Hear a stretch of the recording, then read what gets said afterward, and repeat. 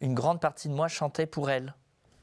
En tout cas, une grande partie, oui, une petite partie de moi, chaque concert, même si elle n'était pas là, c'était un petit peu pour elle.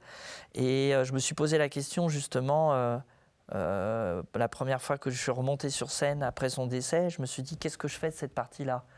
Est-ce que je la remplace ou je la garde? Et en fait, j'ai décidé de la garder. Donc il y a une partie de moi qui chante encore pour elle. Avec le recul, j'espère que je l'ai rendue un petit peu heureuse et que oui, elle était fière de moi, mais exigeante. Je ne sais pas si elle m'entend, je sais qu'elle est là et que oui, elle est présente. Elle est présente.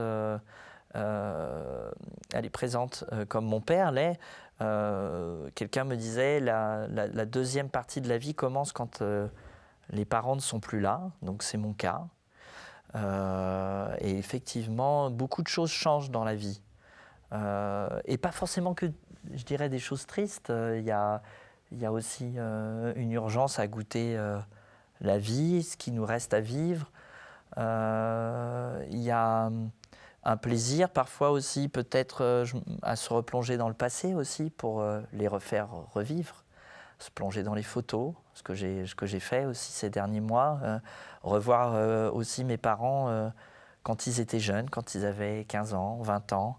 On oublie aussi souvent que ses parents ont été jeunes aussi, avaient des rêves, avaient des aspirations.